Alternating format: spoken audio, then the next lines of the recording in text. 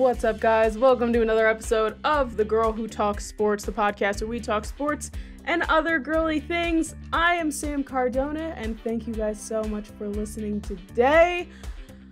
We didn't get an episode out last week. It was kind of a rough week for me. It's been just crazy in general with the playoffs going on, and I'm doing a lot of working. I'm working 2 jobs right now, so it's been crazy. But we are back. We are better than ever. And what's going to be really fun about this episode is that I have prepared absolutely nothing. We are going in just complete raw emotions, complete raw off the noggin analysis of what happened this past weekend in the NFL playoffs, because I feel like I was thinking about, like, how am I going to prepare for this? And it's like, you can't really prepare. There's just so much that happened, so much craziness.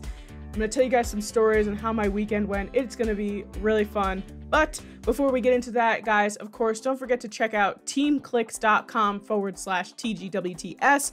It is a sunglasses company that I am an affiliate for. You can represent your team with these sunglasses. They're completely customizable. The arms come off so you can represent your team. Now that football season is going to be ending soon, you know, you can get your baseball team, your hockey team, whatever it may be. Teamclicks.com, the link is down below. Get yourself a fancy new pair of sunglasses. And also, don't forget to subscribe on all podcasting platforms, wherever it is that you get your podcast from. And do not forget to subscribe to the YouTube channel, The Girl Who Talks Sports. And if you're watching on YouTube right now, don't forget to give us a thumbs up on the video. That's very helpful for me. And don't forget to follow us on social media. On Twitter at TGWTS Podcast, and on Instagram and TikTok at The Girl Who Talks Sports. Let's get into it. This is like, I'm trying to think of where we're gonna start here. I think what we're gonna do is we're just gonna go in the order of the games, because I think, to be quite honest with you, the order of the games do go from, I can't say least interesting because they were all interesting, but from like worst to best. So we're just going to go in the order. And also that last game, which again we'll get into, was the complete epitome of just my entire weekend. So we'll start with Bengals Titans. Right off the bat, very defensive game. First play of the game. It was an interception by the Bengals defense. Ryan Tannehill just did not look good at all, to be quite honest with you. Derrick Henry was in this game. We haven't seen him for a very long time, months at this point, since his injury, and he came back into this game. The Titans, in my opinion, did not look all that good. I think that the Titans, like, I don't know, maybe with Derrick Henry coming back, they like almost dropped their guard on everything, but like the Bengals defense was like, we're expecting the run game. We know what we're going to do. We got this figured out. And they figured out Henry. They figured out Tannehill. Like, I just don't think that the Titans came into this game ready to play playoff football. So, right off the bat, that the defense, and the Titans defense as well, looked very, very good. But offensively, the Titans were just kind of mediocre. So that was right off the bat my first things, and this game was going on, and I'm going to, I've said this in the past, how I've swallowed my pride. Draft, last year, I wanted the Bengals to draft an offensive lineman. I was worried about Joe Burrow getting hurt. Like, he is coming off an ACL tear of his first year in the NFL. I was very nervous for that, and they took Jamar Chase in the first round. I was salty. I was like, I get it, but this is very important. And I've swallowed my pride, and I will continue to swallow my pride on this whole situation. I think getting Jamar Chase at this point in time, great move. It's obvious that there was a great connection. There is a great connection between Burrow and Chase, and it just works. It works well, and it's just, at this point, I'm glad they did it.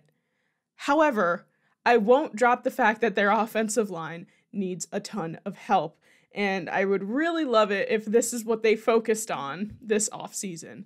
Joe Burrow was sacked 9 times in this game. They wore their gorgeous, gorgeous white uniforms. They are my favorite. I absolutely love the white uniforms with the black stripes. It's perfect. 9 times this man was sacked. Like, the offensive line stayed home. Joe Burrow showed up. Jamar Chase showed up. Tyler Boyd showed up. Everybody showed up. Not the offensive line. The defense showed up. The offensive line is the weakest part of this Bengals team. And we'll talk about some future games, the 2 championship games next week, and we'll get into that a little bit more, and how I feel about the offensive line going into that game.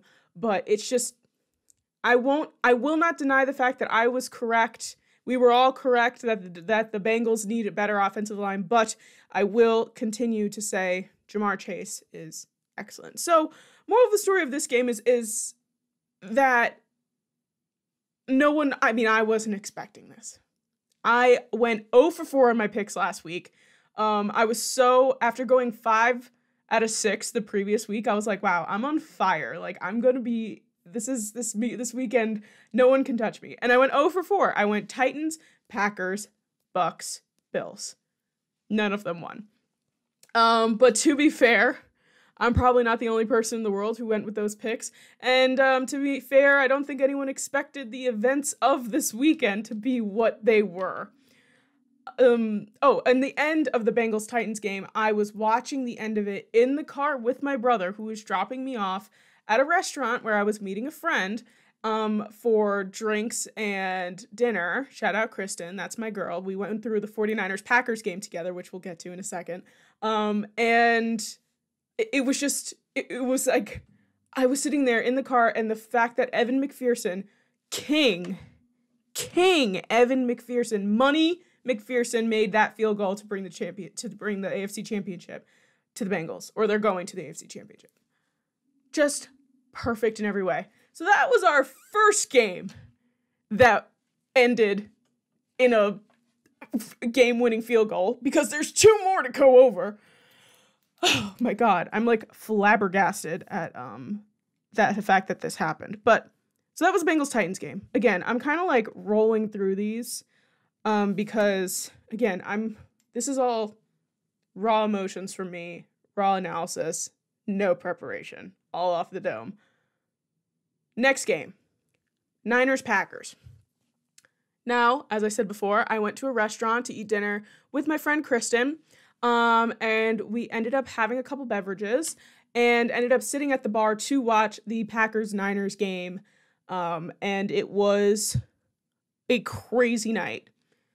I had not a single doubt in my bones that Aaron Rodgers would lose this game. I was in full belief that Aaron Rodgers and the Green Bay Packers would go and win the Super Bowl. Not a single doubt in my mind. You can also ask Jordan Arard Coupe. That's our girl, Sporty Jordy. Same feelings. So now at this point, like I said, I was sitting at a bar. I was having a couple beverages. I'm watching the Packers-Niners game. I'm seeing, first of all, shout out 49ers special teams. Richard Hightower, special teams coordinator, have all of the awards. That special teams was part of the reason why this game won. Jimmy G also, I just have to say, like, really didn't have a great game, and somehow they won this game, which is just incredible to me that this happened. In Lambeau, in the snow. Just bonkers. So, long story short, we're watching the football game. I'm seeing the blocked punt, which is where that special teams thing just came off of my head. I see that blocked punt. I'm like, wow, this is crazy. Then, obviously, all this other events happened to lead the 49ers to have the ball and make this, like, last drive down the field. And I was like, in my brain, I don't know why, the clock was like, I was not paying attention to it. I was not paying attention to the clock. I was under the impression that there was at least a minute or two left in this game when the 49ers kicked this field goal. So I see them go down, I see them kick the field goal, and I just like don't have an emotion. And I'm just like looking at it, I'm like, all right, it's easy for Aaron Rodgers to get back onto the field, to make a last drive, to score a touchdown, not even kick a field goal. And then all of a sudden, I'm just seeing what people walk out onto the field. And I said, no way. And I turn and I look at Kristen and I go, the Packers just lost this game. She said, yeah, the 49ers just kicked a field goal. Packers lost. At this point, I have started screaming at the top of my lungs because I was completely flabbergasted at the fact that this happened. Jordan is texting me, which for those that don't know, first of all, Sporty Jordy, if you don't know her at this point, like, please call up your person who sells houses. What are those called? Realtors, and move from the rock that you live under, because Sporty Jordy is the next big thing. Jordan also loves Aaron Rodgers, like would take a bullet for Aaron Rodgers. She's texting me. She's sending me pictures of herself crying. I'm screaming. I'm like, literally the fact that happened, it was just out of control. Just out of control. So now I'm processing the fact that the Packers aren't going to the Super Bowl, and I'm processing the fact that Joe Burrow is going to the AFC Championship game. This is day one, right? We have a whole other day to go over. But just in some final thoughts about this Niners-Packers game. This didn't look like a Green Bay Packers playoff game to me for some reason. Again, maybe my vision may not have been the clearest or what have you, but Aaron Rodgers just did not look the same. He didn't look the same. He did not look the way that he normally does. He had the white turtleneck on, which normally is like peak Aaron Rodgers. It seemed like almost like in slow motion. It was a very strange game, but now the whole storyline of what's going to happen to Aaron Rodgers comes out. In my opinion, I believe Aaron Rodgers is leaving the Green Bay Packers. I just don't think there was another storyline where the Packers make and/or win the Super Bowl. And then I said, how do you leave a team after you've made it to the Super Bowl and possibly won? And that I had a completely different thought process on. However, losing in the first round of the playoffs after you've just had a first round bye, I just don't see Aaron Rodgers staying. I know LaFleur came out and said he wants to stay. I know that the Packers organization wants him to stay. I just don't think he's going to stay. So that's one thing. He also said he wants to rebuild, doesn't want to go to a rebuilding team, so on and so forth. And it seems like a lot of teams that he could go to are going to have a new head coach. Like him coming in is going to be dealing with a head coach that is also his first year in the team. So it's going to be very interesting. And we'll probably in the offseason talk about where Aaron Rodgers may or may not go. Off the top, people talking about the Broncos, which I could see. I had the thought of him and Devontae Adams going to the Raiders. I think that could be a really great matchup. But again, good match rather. But also new head coach. Denver will have a new head coach. People were talking about the Colts as well because apparently Carson Wentz may or may not be there next year, which is another crazy story in and of itself. But yeah. And we'll talk about Aaron Rodgers and his places after post Super Bowl and all those offseason stories, because I feel like we're not going to find out about Aaron Rodgers for a long time. He's going to drag this out the same way that we did last year. I mean, we found out in August that he was staying with the Packers, like a month away from the season. So we have time. We have time. It's just pretty wild that they went through all of this. And I even said in the beginning of the season, it's Super Bowl or bust for the Packers. Otherwise, this was all just a waste of time. And at this point, it was a waste of time. It was just a genuine waste of time for the Packers. So I certainly didn't have the Rams-Niners NFC Championship game on my 2022 bingo card. Didn't have the Bengals on there either, but here we are. Here we are. So it's just pretty wild all around that was what Saturday was. They both ended on game-winning field goals. They both knocked out first seeds of the AFC and the NFC in the first round, which I'm pretty sure has never happened before. This was the most historic weekend in divisional playoff history, I think. Really. It's just genuinely just blowing my mind. But let's move on to Sunday, to the next two games that took actual years off of my life.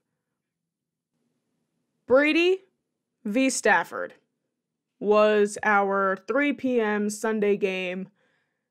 The way that this game went, I knew it was going to be a good game.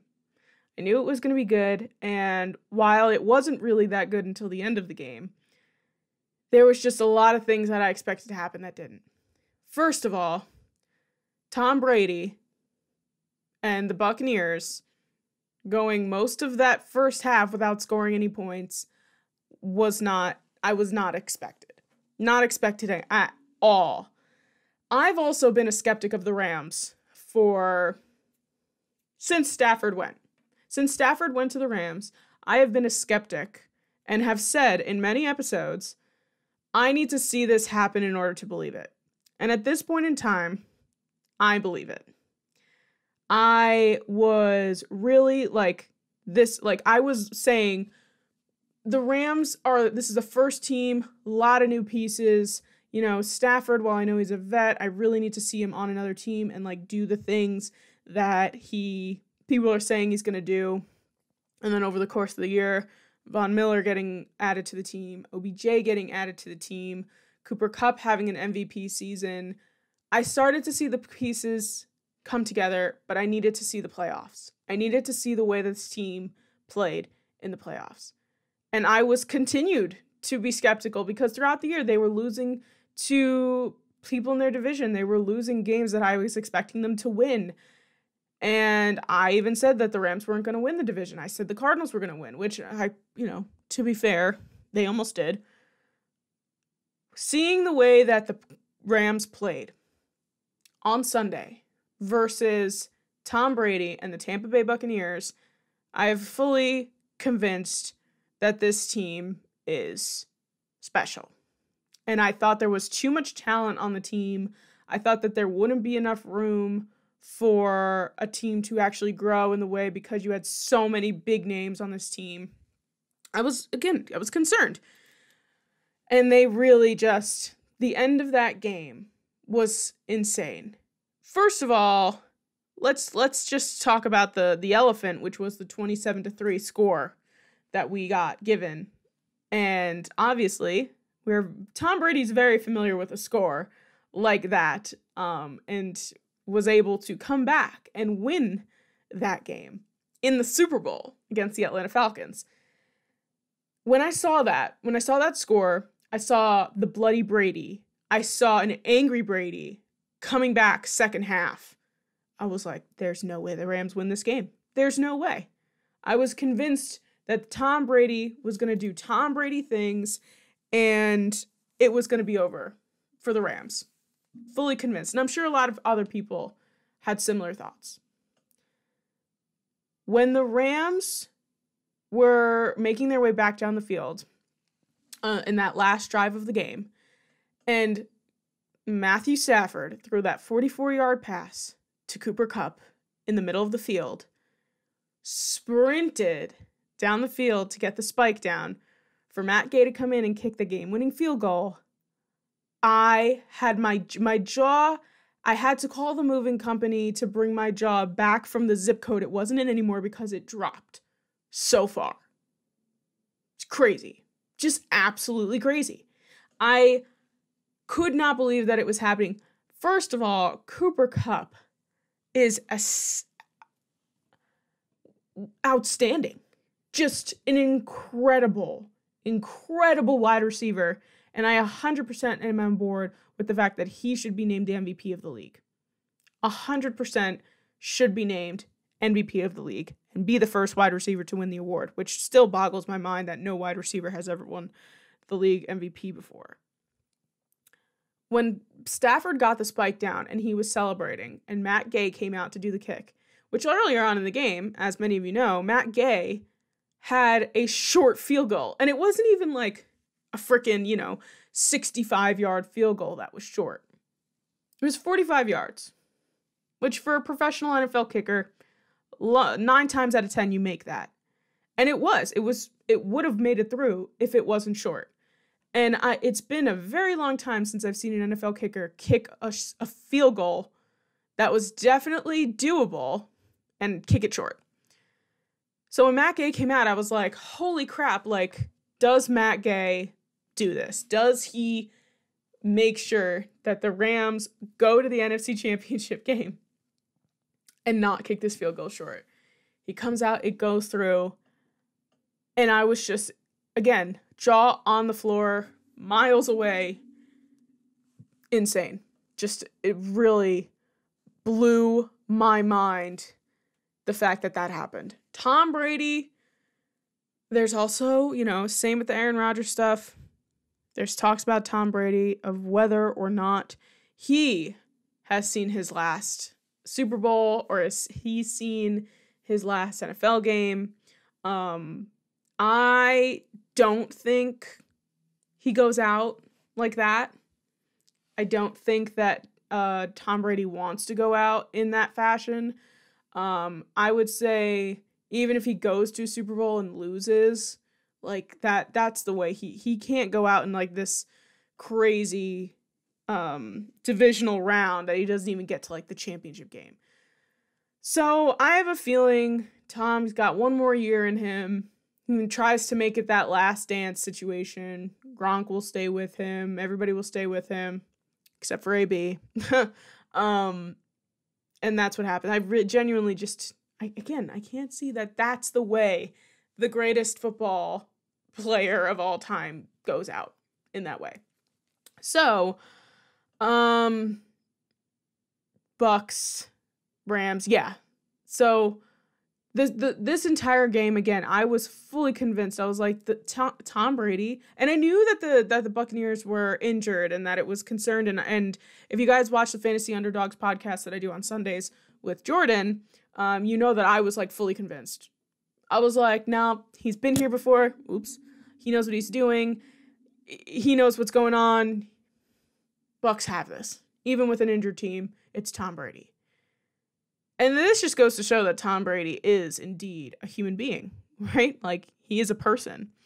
But basically, the point of this is that I have been waiting to see a game like this from the Rams so that I actually believe that they are the team that they say they are. It'll be interesting to see next week, which again, we'll get into those matchups in a second, but the Niners are like part of the Rams' kryptonite. Like, for some reason, they can't beat them. So it's very, very interesting. And now, oh, friends, we're going into the last game, and quite possibly the best football game I've ever watched in my life. In the 25 and a half years I've been alive. The best football game I've ever seen. And people will argue the same. Holy, and I cannot stress this enough, cow. This game was just a massive shootout to the fact that the defenses on both sides, in the Chiefs and the Bills, were so tired. And the offenses were just going and pushing back and forth. And this entire game was great. Gabriel Davis, Bills wide receiver Gabriel Davis. Wow. What a performance. What a performance. Josh Allen. I can't even put into words the type of player Josh Allen has become, the type of quarterback we have seen him become over these past few postseasons. Last year, it was hard to watch the Bills-Chiefs AFC Championship game. While we watched that game, I was like, the Bills aren't winning this game. This is not good football for the Bills. They did not seem like they wanted to play. in that game. Like, it was just, the Chiefs were winning that game, and the Chiefs went to the Super Bowl. This postseason Bills was a completely 180 team. They were confident. They were prepared. They were ready. They were being led by Josh Allen, this quarterback that has now been seasoned in the postseason. It was incredible. And the Bills did not lose this game. The overtime rules are what they are. And we'll talk about that in just a second. But Josh Allen is a superstar, and I cannot wait to watch him for the next 10 to hopefully 15 years of my life and watch this rivalry, this Chiefs-Bills rivalry, which will be going on for years, like I said. The history that's going to be made between these two is going to be incredible. And I love it. I absolutely love it. And we'll talk about the end of this game, which, you know, the Bills truck down the field, get a touchdown. The Chiefs truck down the field. Tyreek Hill scores a touchdown. First of all, we have been talking about this stupid taunting rule for the entire season. People have been getting called on for this stupid taunting rule all season. All of a sudden, Tyreek Hill throws up his very well-known peace sign that he does before he scores his touchdown.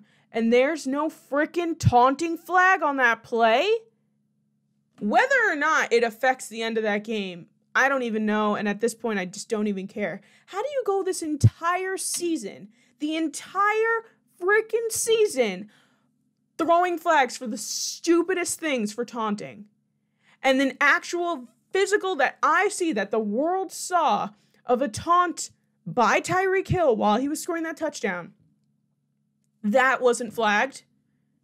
It is infuriating that that's what happened. Just infuriating.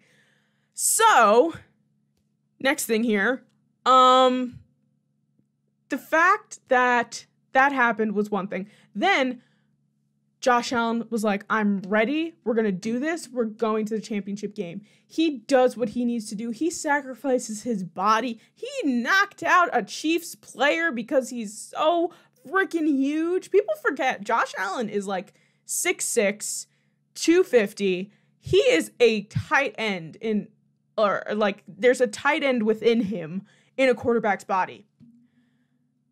They get down the field. He throws the needle beautifully to Gabriel Davis in the end zone. And you're like, there's 13 seconds left on this clock.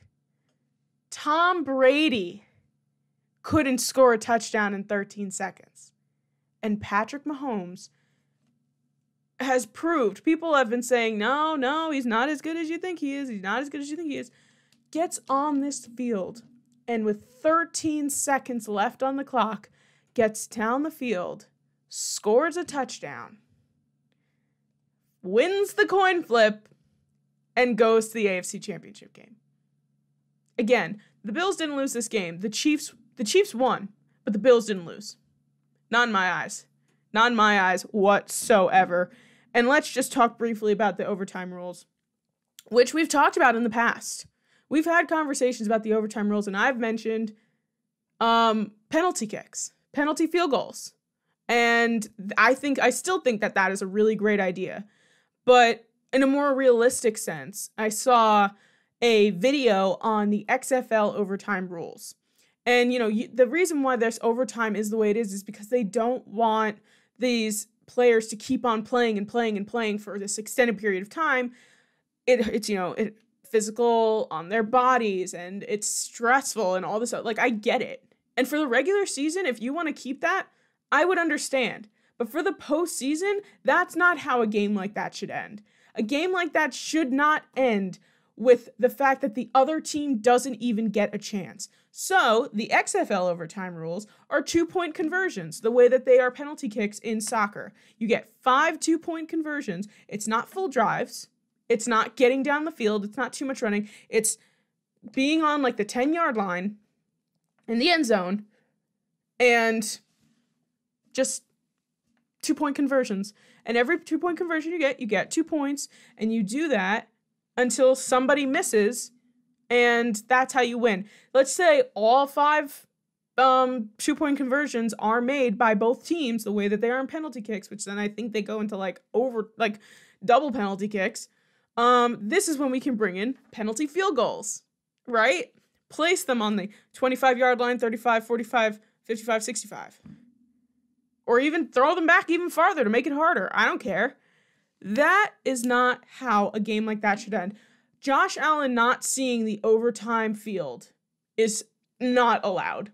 It drives me crazy, and everybody's talking about how they hate these overtime rules. Are they going to change them? I have no idea. I really just feel like they won't. I don't think they will. But my God, this Bills team, they are coming back. They're coming back with a vengeance, and they will be going to the Super Bowl. I can feel it. And you want to know what? They're going to win that Super Bowl. I don't care who they're going up against. But a Chiefs-Bills rivalry in the playoffs, AFC Championship, most of the years, or Divisional Round, whatever ends up happening. I love it. I absolutely love it. And it was the best football game I'd ever watched in my life. Close second is that Chiefs-Rams game, that Monday night game, but when Jared Goff was still on the team. That was also a fantastic game, but this is clocking in at number 1. So, now our championships are set. AFC Championship game, Bengals will be in Arrowhead playing the Kansas City Chiefs in a Week 17 rematch. And the NFC Championship game will be Niners at Rams in SoFi Stadium, where the Super Bowl will be played, which is very exciting because one of those teams will get to play in the same exact place that they did 2 weeks prior. And we're going to do some predictions. And let me tell you, right now, at this moment in time, I don't know. I don't know. We'll start with the AFC. And I'm going to kind of walk myself through this and see where we end up. We'll start with this. I'll be rooting for the Bengals. I'm going to be rooting for the Bengals. I want to root for them because of the fact that the Chiefs beat the Bills. That's part of the reason. And if you guys follow me on Twitter, you know that I the emotions I went through on Sunday night was that the fact that I was completely and utterly I was sad. I was angry. I wanted the Bills to win so bad. And I was I was angry with Patrick Mahomes. And I love Patrick Mahomes. I don't have any problem with Patrick Mahomes. But I was actually angry at him that I was how dare you be that good and come back and be able to win that game? It was unfair. So the fact that is how I felt about it, and the fact that Joe Burrow is on the Bengals and I've really been rooting for the Bengals, I'm going to be rooting for the Bengals. However, if the Bengals play the way they did against the Titans, against this Chiefs team, they will not win. If the offensive line does not show up, once again, for the Kansas City Chiefs, Joe Burrow is going to be on a different team because his jersey will be green again. It's that he will just be laying on the floor. It is very rare that a quarterback who is sacked 9 times wins that game. The first time Joe Burrow played the Kansas City Chiefs this year in Week 17, he was 30 for 39, 446 yards, and 4 touchdowns. And I'm pretty sure Jamar Chase also ran all over them. So it's not out of the realm of possibility that the Bengals can in fact defeat this team. But in my brain, I'm thinking, again, taking what I saw, that Chiefs team that played the Bills was absolutely just incredible. That they, 1, have played the Bengals before. 2, have lost to the Bengals and really don't want to lose to them again. 3, are now familiar with this Bengals team and going up against them, against their offensive line, against their defense, can watch this tape over and learn. And 4, saw how they played against the Titans in the playoffs and the vulnerabilities that they have on their offensive line. Can Joe Burrow score a crap ton of points against the Chiefs? Absolutely. I can 100% see that happening. But can this defense play just as good up against this Chiefs offense as they did against the Titans offense, which really wasn't playing that well to begin with? I don't know. I really don't think so. I genuinely feel like the Bengals, if they go into this game and perform in an incredible way, but like the fact that the Bills played the way they did and didn't beat the Chiefs, I can't see it happening with the Bengals. I want the Bengals to win. I'll be rooting for them. But now that I've been talking it out to myself, I'm convinced that the Chiefs will be returning to the Super Bowl this year. I'm convinced that they will, in fact, know how to be. It's honestly mostly what I'm getting from this is just the fact that the Chiefs have played against this team before and now know how they play, and they lost the last time, so they know what they have to not do to win. I just think, again, after the performance against the Bills, that team going up against this Bengals team, I just can't see the Bengals winning. However, Jordan and I have a bet, not a bet, but rather an agreement that if the Bengals do go to the Super Bowl, we will be buying Joe Burrow jerseys. So I think it's going to be a great game. I think Joe Burrow can easily put another 400 yards and 4 touchdowns on the board. But this Chiefs offense and this Chiefs team is very different from that very poorly played Titans team that you just played last week. So I'm going to go with the Chiefs in this game, but I will be rooting for the Bengals.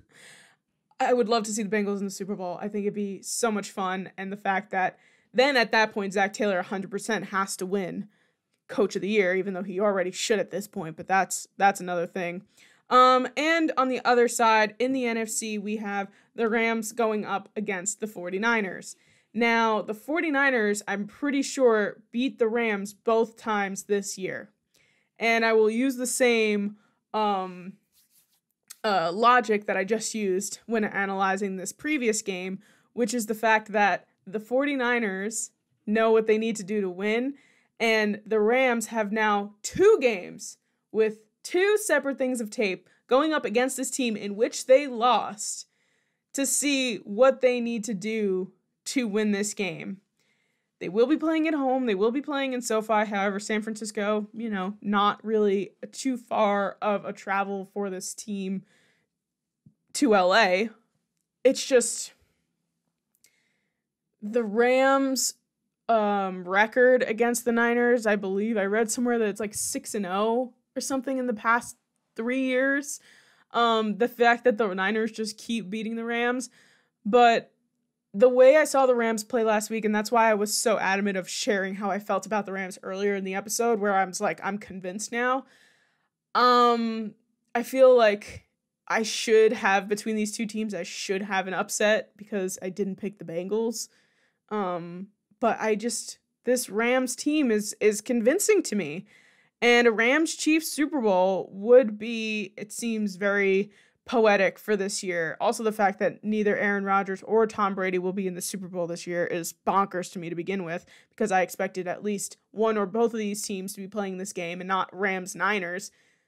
Didn't even expect the Niners to be involved at all with this whatsoever. I mean, they snuck in is not the best phrasing, but they did get into this playoffs, and I wasn't expecting them to go that far. I was expecting them to lose last week to the Packers. So the Rams, I just have this feeling that they saw the way they played against Aaron Rodgers. They have last week's footage. They have 2 weeks worth of tape to watch in which they lost to the 49ers. I'd like to think that Matt Stafford and this team, which seems to be meshing well together all of a sudden, can beat the 49ers and make it to the Super Bowl. Honestly, I'm really not in the mood to watch Jimmy Garoppolo in the Super Bowl again and have this matchup once again of this Chiefs-Niners Super Bowl. But would be really interesting if it was Bengals-Niners, like 2-way team. Crazy. But I'm like trying to tell myself not to pick the Rams. I don't know why. I don't know why my body is telling me to pick the Niners. But I don't know. Maybe this is newfound faith I have in this Rams team, in this Sean McVay-led team, Matt Stafford on this 2-game win streak in the playoffs after years and years and years of people trying to figure out whether or not Matt Stafford can win a playoff game. Matt Stafford, let's just talk about him for a second, has been on a losing team for years in Detroit. He gets this second chance, basically, in LA, where he has proved everyone wrong, that he is, in fact, a great quarterback, and that he can play and win football games when given the right tools. He didn't have those tools. He didn't have those tools in Detroit, and it's just the organization. It just wasn't working. Just wasn't working. He's got something to prove, and I want to root for Matt Stafford. I want Matt Stafford to, have this sense of accomplishment for once in his life, because he's had such a long career of him being, tossed to the side for so long. So, screw it. We're going Rams, Chiefs, Super Bowl. And it'd be wild the fact that a second year in a row, this Chiefs team will be playing against the team in the Super Bowl at their home for the second year in a row, which is, again, never happened before in the history of football. So that's what I'm going. I'm going KC, LA, Super Bowl.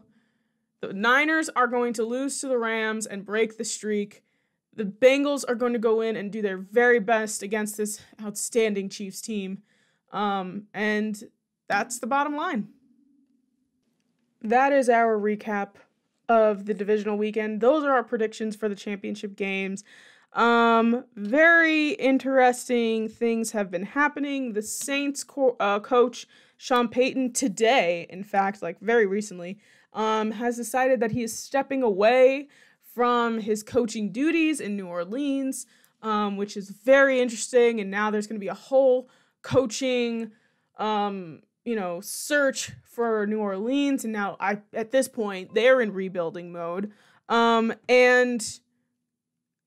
Giants got a GM, which is pretty cool. The Giants hired Shane, the assistant GM from the Bills, which I'm very happy about, Joe Shane.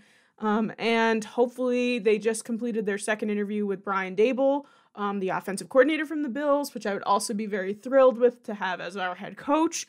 So hopefully that will happen. Let's see if anybody has anything else going on. Yep, Sean Payton left the Saints. The Bears, I believe, hired Ryan Poles. They hired Ryan Poles, which the Giants actually also interviewed. Apparently Chicago can pair Jim Caldwell with the newly hired GM. I'm just reading off of these notifications on my phone that I haven't looked at in a little while. The Vikings are closing in on a GM hire. Kwesi Adolfo-Mensah from the Browns. That's interesting. I hope I pronounced their name correctly. The Saints are in salary cap hell. That's really awesome. And yeah, that seems like what's going on in the world right now. AB's wilding out. I don't even have time to get into all that, but he's just left and right, just talking stuff on Twitter. It's been fun. And I think that's going to do it for our episode this week. Friends, there is a very strong possibility that I do not put out an episode next week, because of the fact that coming up to that week, it'll just be Pro Bowl weekend. For some personal news, I will be in California next week because I am the maid of honor in my best friend's wedding, and her bridal shower is next week in California. So I will be very stressed out about that and putting that together. So there's definitely not going to be a chance that I will have time to put out an episode. Hopefully I can put out some stuff on my Instagram story, and on my TikTok, again, at The Girl Who Talks Sports. You can follow me there. I put some stuff out on there just as little pre-Super Bowl stuff, post-championship weekend. So keep an eye out for that. That's where you can find some of my thoughts, feelings, analysis on all of that. going on. So we'll just say that there's not going to be an episode next week. There will be a post-Super Bowl episode, or a pre-Super Bowl episode and a post-Super Bowl episode. And then your girl's going on a break. I'm going to take quite some time to take a break from all this podcasting stuff. I was planning on doing this anyway, even before I got my other job. So, but if you guys, I'm still around for a little bit. Football season's not over, but please make sure to follow me on social media. That's where I put all of my updates on my life and everything going on with the podcast. So Twitter is TGWTS Podcast as per usual. Like I said before, The Girl Who Talks Sports at Instagram and TikTok. Please make sure to subscribe on all podcasting platforms. Please make sure to subscribe to the YouTube channel. And if you're watching on the YouTube channel right now, give us a thumbs up. Make sure to check out teamclicks.com/TGWTS to check out these really neat sunglasses. Once again, the link is in the description of whatever podcast or video that you are listening/watching. And that's about it. I hope you all have a fun, fantastic, sports-filled day. And my friends, I'll see you in 2 weeks. Bye!